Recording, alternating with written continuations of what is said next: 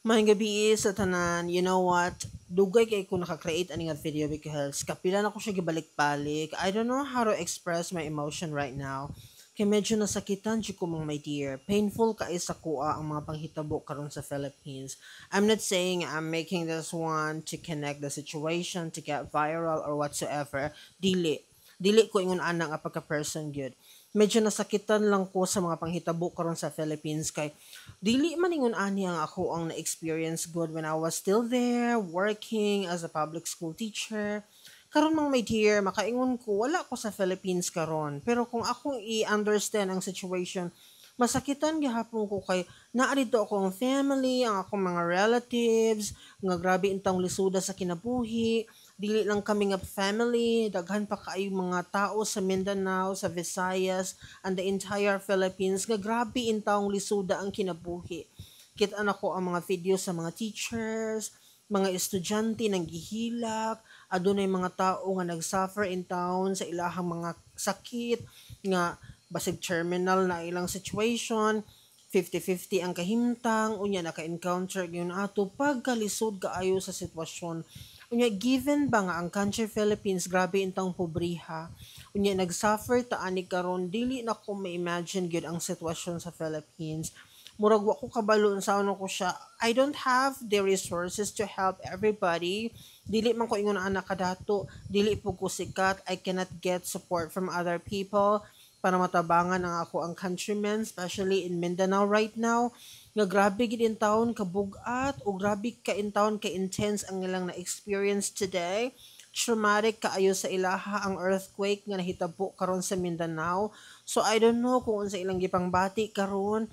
Hopefully nga naamo sa maayong kahimtang, naamo sa maayong kinabuhi karon nga naka-relax gihapon mo despite sa situation kay I know naamang gud mo yung pangulba no nga mag tsunami or unsa pa mahitabo, labasig na po yung earthquake nga mahitabo or mga aftershocks. Ingon ana no, grabe kalisod is pilingon mga my dear. You know what? Daghan kay ko gipuna sa atong country and that's true. Kapila na gyud ko nag-speak og different things, mga bad image of the Philippines because tinud-anay lang gyud po ko nga nag-istorya ana. Pero dili nagpasabot mga my dear nga kung naay calamity nga mahitabo sa country, dili ko masakitan. Wala na ko sa Philippines karon. Pero every time nga naay mahitabo sa Philippines, affected jud ko. Masakitan kung magtanaw sa ako ang nasod. I love my country. I love the Philippines gid kaayo. Bisag mo bitaw nang moingon sila, "Sir, aduna ba kay plano nga imong i-let go imuhang country Philippines kay na-experience naman nimo ang kinabuhi sa another country?" No. My answer is definitely no. After sa akong journey in another country, ang pinaka-goal nako is mobalik gid in tawon sa Philippines. Mag for good. Diha mo puyo forever. Kaya ang Philippines gid ang ako ang country. Mabitaw nang wala gid ako gi-change ang akong image mga my dear. Kay Filipino gyud ko. Bisag unsa ka pangit sa imahe sa Filipino sa international arena, I'm really proud to say nga usa ko ka Filipino. Never na ko na siyang i-deny wherever I go in this world. Proud jud ko nga Filipino ko ug maunay akong ipaglaban until the end of my life. Kay kung aduna pa lang ko resources mga my dear, kung aduna pa lang ko'y capability nga mutabang karon sama sa mga famous natong content creators, siguro ako pong i-exert akong effort to help everybody. Kay nakita gid nako ang intense nga kalisod sa kinabuhi karon sa atong mga kapwa Filipino. Mao nang kita nga wala man tay igong capability nga himuo na siya atong iampo ang atong mga kababayan karon nga nagsuffer sa ani nga situation dili lalim ang ilahang gibati. My family members nag-message ako sa ilang mga traumatic ka experience kay inang morning because we cannot feel that. No, wala man ta sa Philippines. Unya sa akong nakita sa mga videos bitaw no, makaano ko murag wa man ko ka try ani kaluoy sa Ginoo. For 30 years in the Philippines, wala man ko ka-experience sa ganyan anak ka traumatic nga scenario in taon nga ingon anak ka kusog nga linog, no? Nga sunod-sunod ba, no? From another area, dito sa north, sa central, nya karon sa Mindanao na po, southern portion of the country, mura grabe na gid in tawon. Mo nang nag-post gid ko gaina nga ni ana jud ko Ginoo, tabangi in town ang amo ang country, maluoy in town ka sa Philippines. Kasi nasakitan siya ko galantaw in town sa mga Filipino people. Kabalo ko sa unsa kalisod ang kinabuhi sa country. Kabalo ko nga bisag professional na ka sa Philippines, katiting ra gihapon imong kwarta, halos dili gihapon ka kakaon og kapamiliti. Lisod kaayo ang kinabuhi sa Pilipinas, Jude. Unya kung ingon ani ang mahitabo sa atuang situation karon, aduna tay ma-encounter nga mga difficult moments sa kinabuhi. Mas madungagan pag iintawon ang difficulty nga mahatag ani sa atoong mga kababayan. No, unang kita mga may dear, magampo gyud ta, maghinulsol ta, mangayo ta og pasaylo sa Ginoo. Kung unsa may atong mga nahimo, ako moingon jud ko sa inyo ha, dili man ko perfect nga pagka individual gyud. Daghan pug koy mga kasaypanan, daghan pug koy mga butang nga dili maayo nga nahimo. Mabito tong gainang morning niya ana jud ko. Nakigtalk ko sa Ginoo mga my dear na ako, pang Ginoo, mangayo kog pasaylo sa kung unsa may akong nahimo, nga mga kalapasan diha kanimo kay unsahay man good, we are blind nga ang ato dayang nahimo dili na maayo, no? Nakalapas na ta, nakadaot na ta, wa na nato nasunod ang gi-command sa Ginoo sa atoa.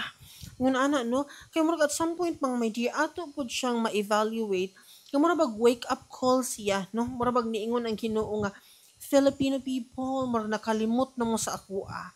Murag wala na mo nakadumdum nga you have to call my name, you have to repent kung nakasala mo. Ingon ana no, kay kita magud pod as a Filipino people or as a person, unsahay mo gud mga my dear sa tuma na tong ka ginhawaan sa kinabuhi sa mga kalipay nato, mura po tag makalimot no sa value sa Ginoo. So mura bag kani siya nagpahinumdum ang Ginoo nga Filipino people, we are Christian people, no? Kinahanglan mo balik gid ta, manawag ta sa ngalan sa Ginoo, mo sangpit ta sa iyaha mga may tier. Ako nakaingon jud ko, Lord, pasayloain taon ko, family members ako Ginoo, ayon tan pasagdi in the Philippines, ang mga tao nga nagkalisod. Ang mga nagkalisod magid ang always na akong gina-consider mga may dear. Kaya ang mga dato manggo, they can afford nga buhaton ang ilahang unsa may makamaayo sa ilaha nga maprotektahan ilang kaugalingon. Kani mga pobre manggod sa Philippines, mo may makaluluoy kayo. Halos walay pagkaon, ang balay guba-guba, adunay sakit ang members sa family, grabe ka difficult ang kinabuhi, adunay sakit nga walay tambal, so giayom-ayuman na lang in taon sa ilang family, unya naka-encounter og kanang earthquake nga kusog kaayo, asa man in taon sila manangkong og tabang karon, no? Nya gikan pa ta ni encounter og mga difficult disasters in the past, no? O pinaka-recent lang kaayo, nya karon aduna na po'y nahitabo sa ato, my goodness, grabe na gyud. Di na nako masabtan, makaingkog Lord, ayaw in taon palabi kay ang Philippines dili pud ingon ana kadato, di ra ba dayon ka recover ang Philippines, no? Kay daghan pa ba kay tagiatubang nga mga problema, aduna pa tay mga corrupt nga officials nga wala po rin tayo heart sa mga Filipino people. So grabe gid in taong pagsuffer sa ato ang country karon. So I am encouraging everybody who can watch this video nga ato in taong iampo ang mga tao sa Philippines karon. Kay bisag wala ta didto mga may tier, bisan pagtibuok ninyong family naa na karon sa laing nasod nagpuyo. Ato gyapong iampo ang atong mga kababayan nga unta na makasurvive sila ani, unta na wala nay mo next pa ani, wala nay mahitabo pa nga mga difficult nga disaster, mga environmental upheavals nga pwedeng mahitabo sa ato ang nasod mga my dear. Kaya I know daghan sa atong mga kababayan karon gikapoy na intawan sila. Wa na sila kasabot kung unsaon nila pag-recover. So magpadayon tag-pray mga my dear. I hope nga isa ka sa muampo para sa kaayuhan sa atong nasod, para sa safety sa entire Philippines. That would be all for tonight. Maalong ta kong i-share sa inyo ha. Lahi akong emotion karon mga my dear, tinud-anay ni nga mura kog nasakit galantaw sa atong mga kababayan in the Philippines nga gasuffer in taon sila sa kalisod sa kinabuhi. Thank you for listening.